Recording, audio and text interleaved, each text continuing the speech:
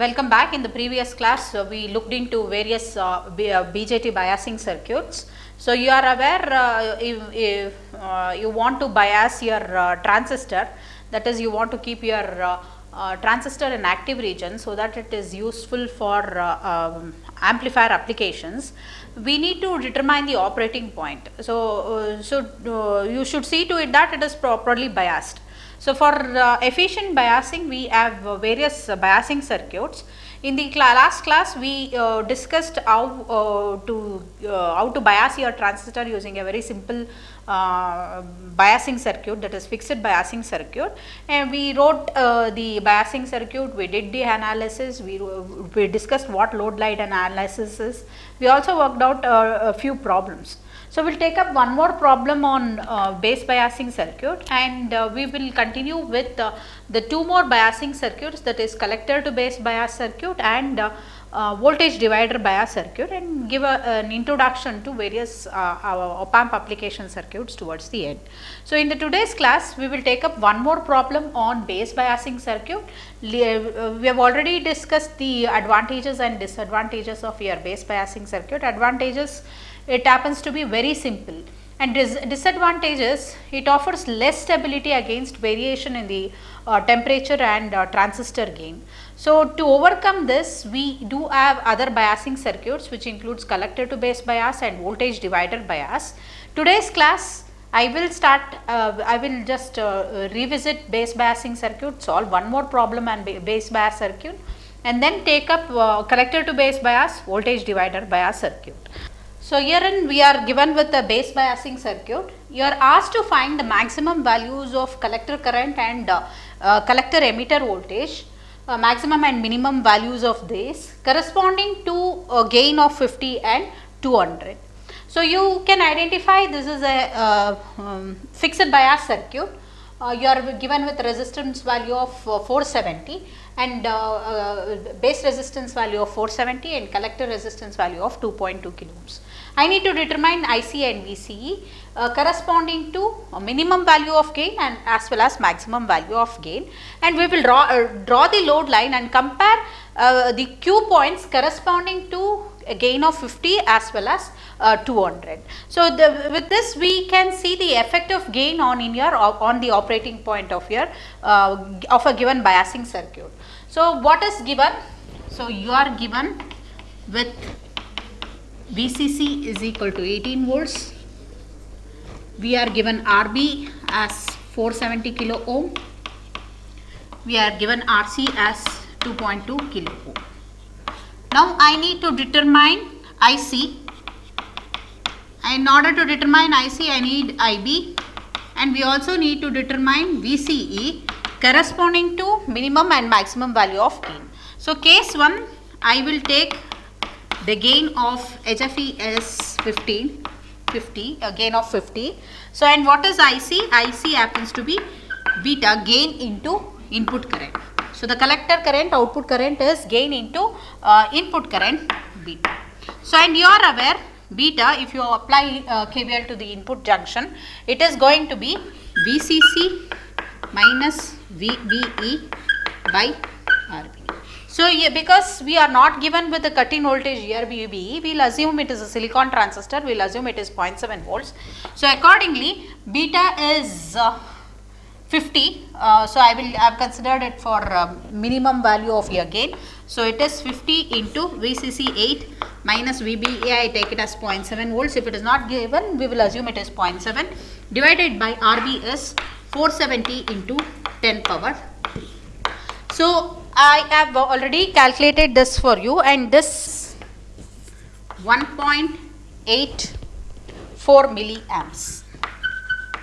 So, this is corresponding to HFE 50. Now, I find out the corresponding value of VCE. So, if you want to find VCE, you apply KVL to the output junction. So, it is VCC minus IC RC.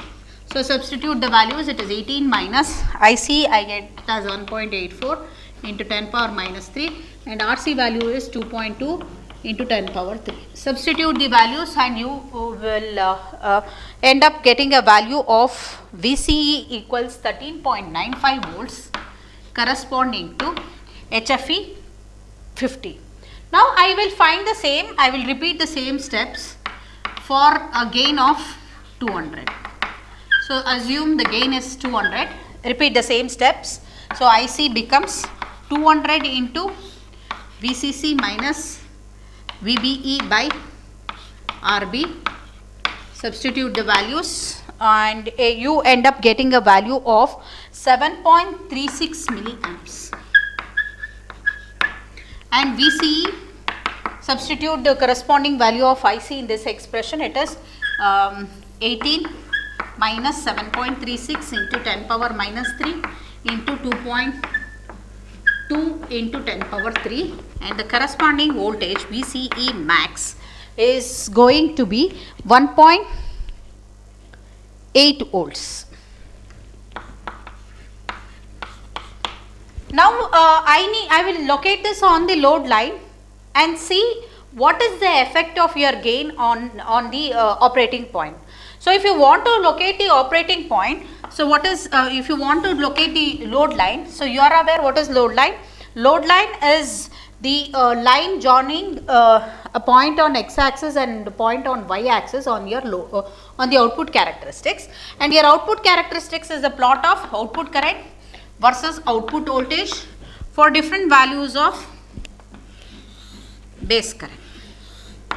Now I need to locate a point on x-axis and I need to locate a point on y-axis, and the expression which relates your output and input is VCE is equal to VCC minus ICRC.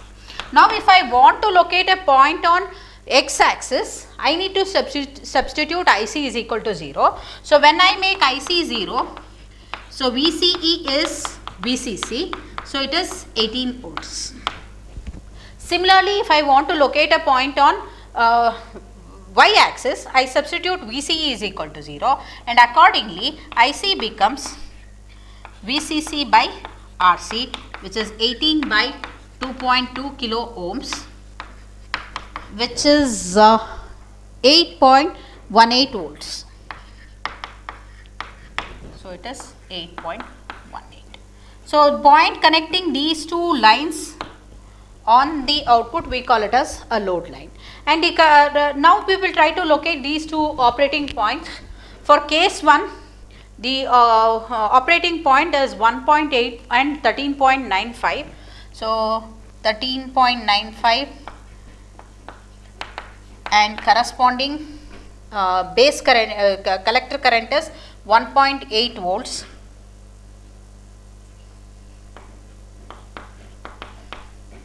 Sorry, 1.84 milliamps.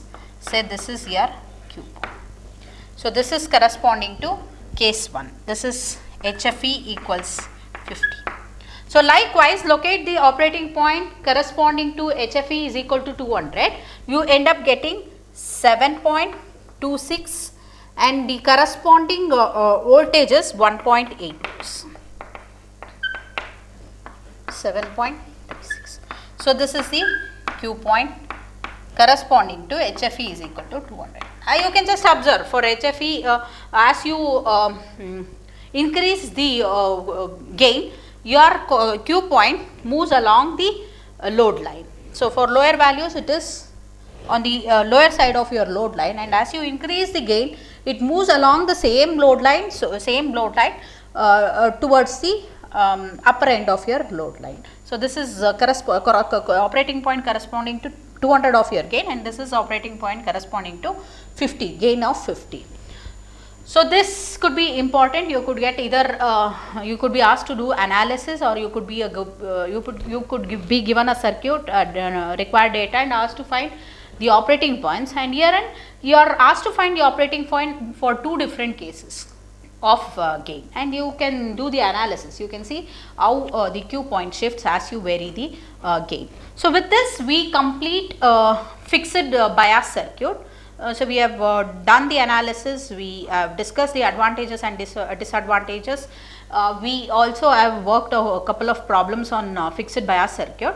Now we will move on, we will take up the next biasing circuit, that is collector to base biasing circuit. So the next biasing circuit is collector to base biasing circuit.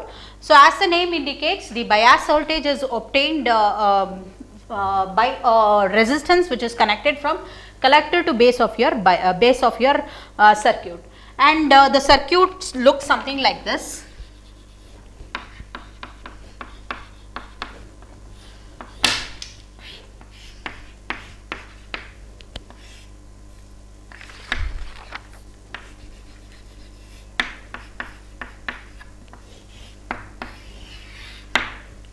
So this is how your collector to base bias circuit looks like.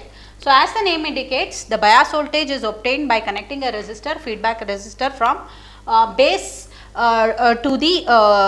collector to the base of your transistor. So this happens to be voltage shunt negative feedback, and we will try to analyze this circuit. So you can see the current flowing into the collector current is equal to IB plus IC, and at this junction it splits as IB.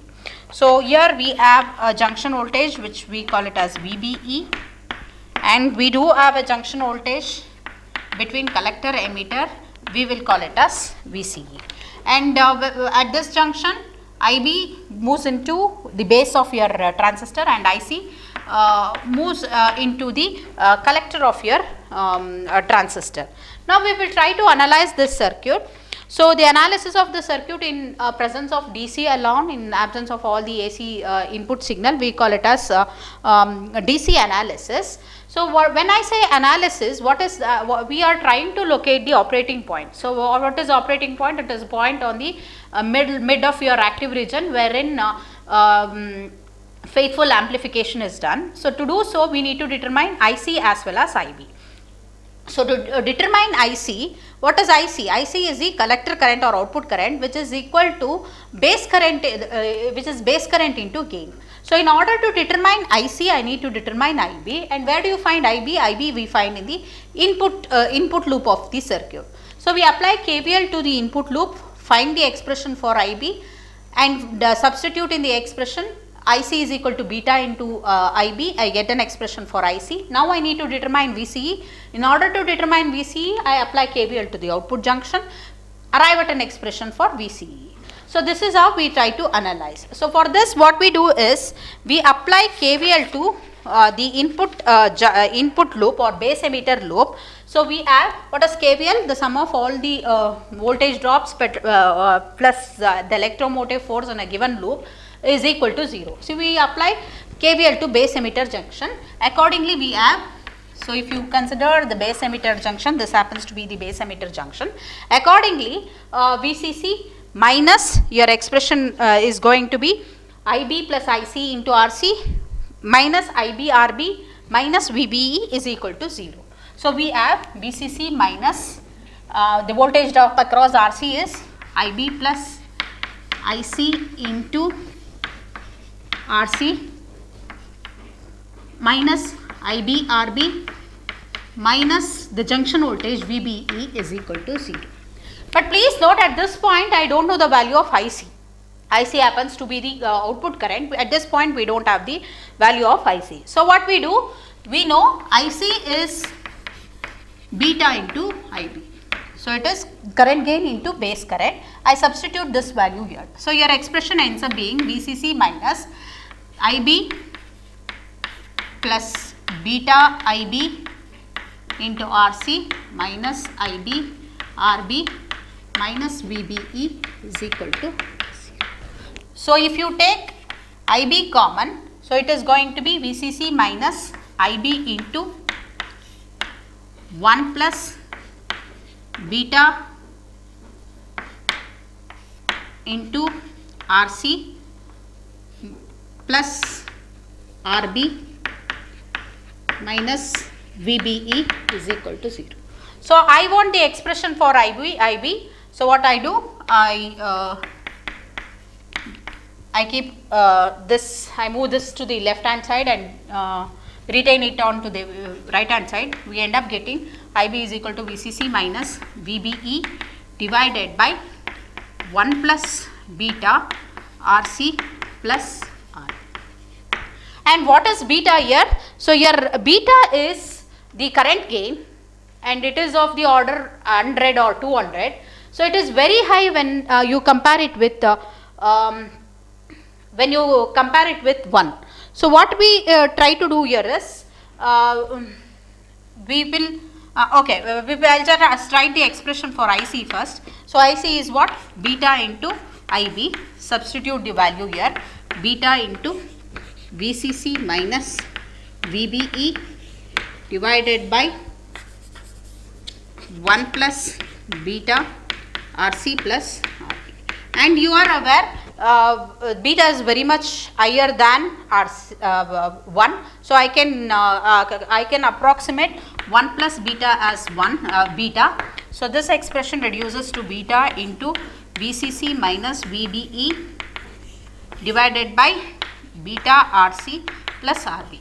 And you are also aware the value of your collector current is very much greater than RB. So the product beta RC when compared to RB is very high. So what I do is I ignore this as compared to beta into RC. So what you see, beta gets cancelled. As a result, your collector current IC ends up being VCC minus VBE divided by RC.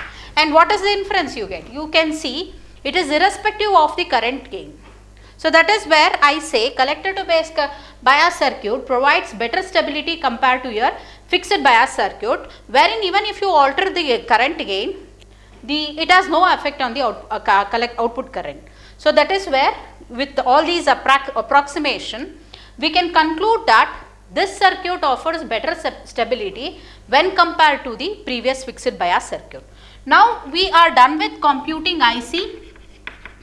What am I supposed to do? We need to determine VCE. So to determine VCE, what am I supposed to do? Where do you find VCE? VCE we find at the output junction. So what we do is we apply KVL to output junction. So we will apply KVL to output junction, arrive at an expression for VCE.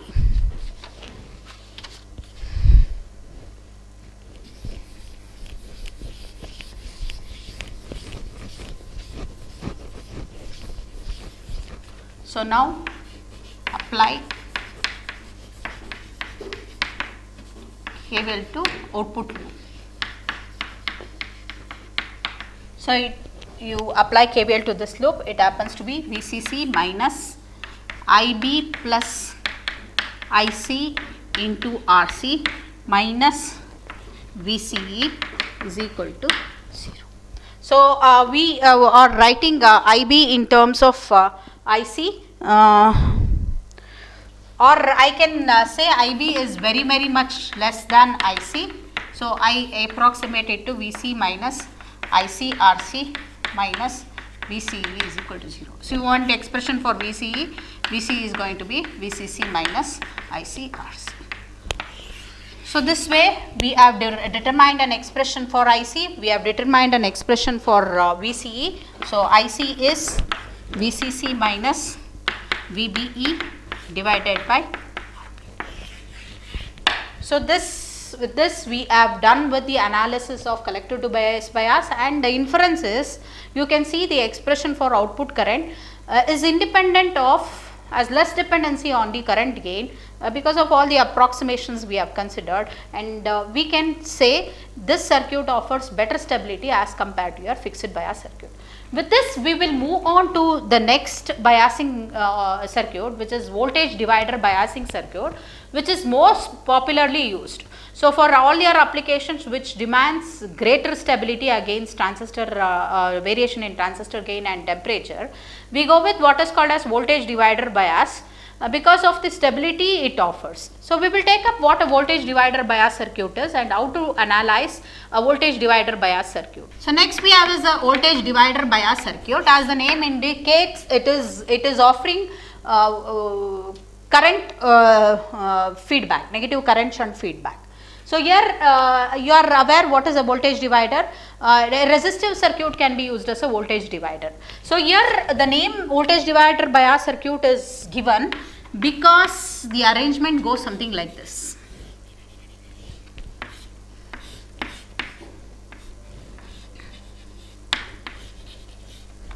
So we have a base resistance RB, RC, and this is your R1 and R2. So because you find a resistance R1 and R2 which acts as a voltage divider, we have given with the name voltage divider bias circuit. And as I said, this offers better stability as compared to the earlier two circuits. So and if I need to designate the currents, this is your collector current and this is your emitter current. So let me call the current flowing through the collector resistor as IC and this as IE, and I will call this current as I1 and I2, and whatever flows into the base, let me call it as IP. So as usual, we need to do the analysis of this. So analyzing this particular circuit using the approach we used earlier is quite complex. So what you see here is the input section has two loops, and I cannot apply KVL to a single loop, and it is difficult for me to apply KVL to individual loops and combine them.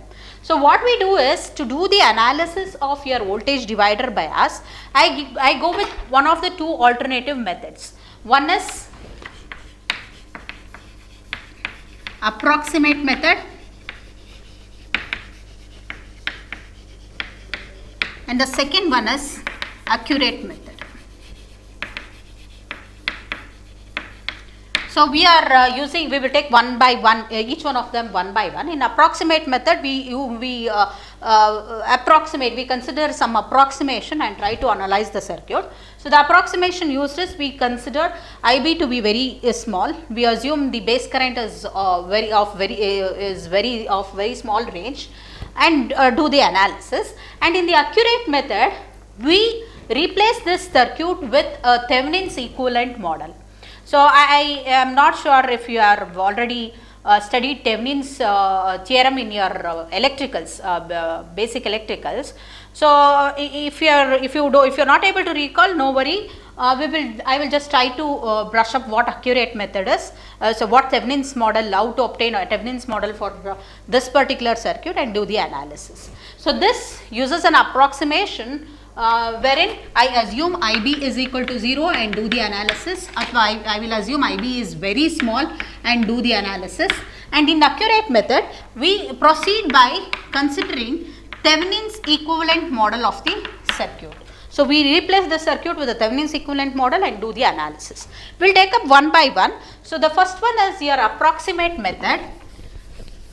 As I said, in the approximate method, we make use of an approximation, and if you can apply KCL, Kirchhoff's current law, to this junction, what does Kirchhoff's current law state? Current law states that the current algebraics of current meeting at a point is 0. So if you can see, I1 is entering. So if you are writing if you are applying KCL at this point, it happens to be I1 is equal to IB plus I. Incoming current is equal to the outgoing current. And because it is an approximate method, as I said, I assume IB is very small and it is negligible. So we will ignore IB, we will approximate IB to 0. Your current ends up being I1 is equal to I2. So we will proceed with this approximation and do the analysis. So if you can see, this circuit can be replaced with a circuit something like this. Because IB is 0, we will assume IB is 0. Here we have VCC, we have R1 and R2. This is I1 and I2. So we end up getting an equivalent circuit something like this. So now what I do, I apply KVL to the input section. So here if I apply KVL, now it is easy because we end up getting a single loop. Now I can apply KVL to the input section. So if I apply KVL to input section,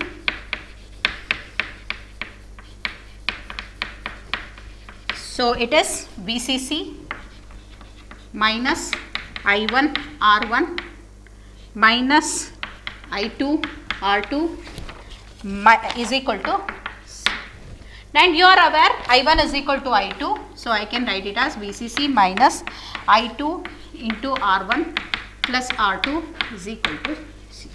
So thereby I2 is going to be VCC by R1 plus So, we get an expression for I2 which is VCC into R1 by R2. Now, what is the voltage at this point? Let me call it as VB. Voltage at the base terminal of the circuit, we will call it as VB, and what it is, VB is going to be what? This acts as a voltage divider. Two resistance connected in series acts as a voltage divider, and the voltage at this point is what? Main current into resistance, corresponding resistance divided by the sum of the two resistances. So, VB is going to be VCC into R2 divided by R1 plus R2. So, I can write voltage at the base terminal of the circuit is given as VCC into R2 divided by R1 plus R2, because R1 and R2 they act as a voltage divider circuit. Now, what is voltage across the emitter? So, voltage across the emitter is the voltage drop across it. So, it is the current, product of current and resistance, it is product of current and resistance, it is IE into. And we also know VB is the potential difference between, so VBE is the, VE is the potential difference between VB and the junction voltage VBE. So, VE I can write it as base voltage minus base emitter junction voltage. So, we can write voltage at the emitter as VB minus VBE. So, I can write it as IE RE is equal to VB minus VBE, or otherwise IE is going to be VB minus VBE by. So, whatever collector current, now I have indirectly determined the output voltage, whatever current is flowing through the collector, same current flows through the emitter current. So, we have determined the output current. So, now we will try to determine VCE. So, in order to determine VCE, the output voltage, we will apply KVL to the output junction. So, apply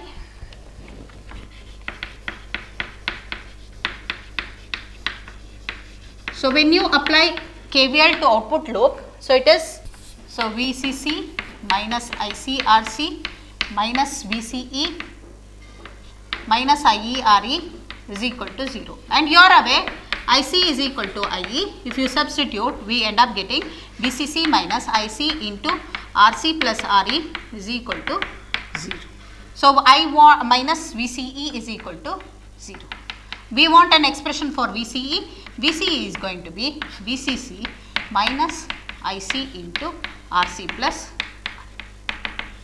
So, this gives the expression for. So, the inclusion of emitter voltage, emitter resistance gives you better stability as compared to your previous section. So, this analysis is done by considering an approximation wherein I assume base current is very less, which gives me I1 is equal to I2 resulting into this circuit. Now, my intention is to determine the output current. So, what do? I apply KVL to the input section, obtain an expression for I2, and with this I can determine the voltage drop across VB, and if I consider the voltage drop across RE, it is IE into RE, I get the expression for IE. IE is going to be VB minus VBE by RE, where VBE is this voltage VCC into R2 divided by R1 plus R2. So, with this we are determining the output current, and apply KVL to output junction, you get an expression for output voltage. So, VCC minus ICRC minus the junction voltage VCE minus IERE is equal to 0. So, you end up getting an expression for output voltage, which is VCC minus IC into RC plus RE. So, this is one method, this is approximation method of analyzing the given voltage divider circuit. Now, we will go ahead with the second method of analyzing the voltage divider circuit, which is accurate method. As I said, in the accurate method, what we do is we replace this circuit with the Thevenin's equivalent circuit. So, the problem here is we have two loops. Applying KVL directly to the input section is a problem. So, one is we go with approximate method, do the analysis, and the second one is we replace the circuit with the Thevenin's equivalent circuit, then we can do the analysis directly by applying KVL to input section of Thevenin's equivalent model and applying KVL to output section to obtain the expression for output voltage. So, we will see what accurate method is. So, in accurate method, I replace this model with an Thevenin's equivalent model. So, this I will just redraw this circuit, I will just redraw this circuit.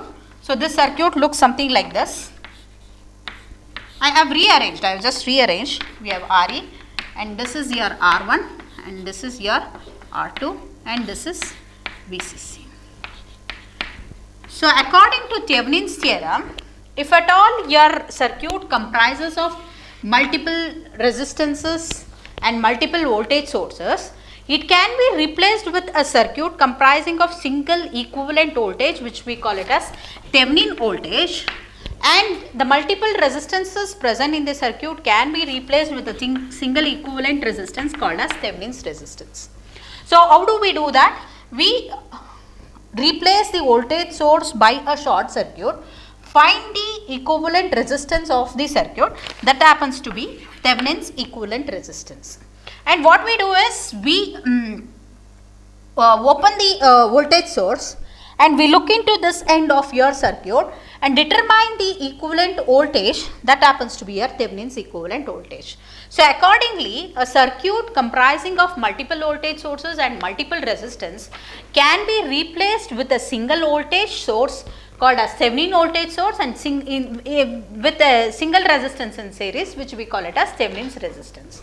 So, this circuit, whatever we have, I have redrawn it into an equivalent circuit, something like this. So, I have just put this here. R1 ಇಲ್ಲಿ ಬರುತ್ತೆ, VCC, we have R1 here, we have VCC here. So, this happens to be your Thevenin equivalent circuit. Now, I write the Thevenin's equivalent circuit for this and we tend to get an equivalent circuit something like this. I will just draw the equivalent circuit here. So, I replace the multiple voltage source, but here we have a single voltage source. We replace it with Thevenin in series with the single equivalent resistance, we will call it as R Thevenin. So, an equivalent circuit here we get something like this, V Thevenin in series with a resistance R Thevenin.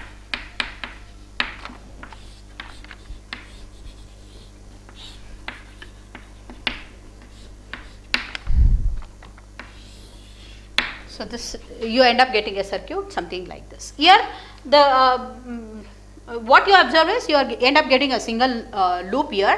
So, we can easily apply KVL to input section, determine the expression for input current, substitute in the output, substitute in the expression for output current, arrive at an expression for output current, apply KVL directly to the output section, get an expression for output current. So, you can see we have R Thevenin and the current which moves into the base, we will call, let me call it as IB, and we have a resistance here, I will call it as RC, and we have a voltage VCC, and whatever current is moving into the collector we call it as IC, and the same current moves into the emitter, which is IE. And this R Thevenin is what you can see. So, you can just try to see here. Replace it by a short circuit. What is the equivalent resistance? R Thevenin is this, you end up getting R Thevenin as the parallel combination of R1 and R2. It is R1 R2 divided by R1 plus R2. And if I want to determine the Thevenin's equivalent voltage, open this voltage source, look into this terminal. So, what is it? It is voltage drop across R Thevenin. So, your voltage, equivalent voltage V Thevenin is VCC, the main voltage, because this acts as a voltage divider, VCC into voltage drop across R2 should be considered. So, VCC into R2 divided by R1 plus R2. So, you are replacing your voltage divider circuit by an equivalent circuit, equivalent Thevenin's model, which looks like this, where V Thevenin is VCC into R2 divided by R1 plus R2 and R Thevenin is R1 R2 divided by R1 plus R2. So, we have equivalent circuit which looks something like this. Now, it is easy for me to do the analysis. So, what do? We apply KVL to base emitter junction.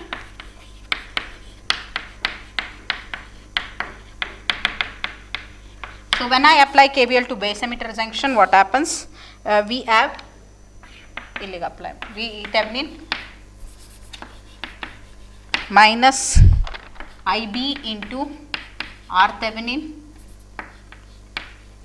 minus here the current is IB, we have junction voltage VBE minus and the voltage drop across RE, which is IE into RE, which is equal to 0. And here IE is, what is IE? IE is 1 plus beta into IB. So, IE is what?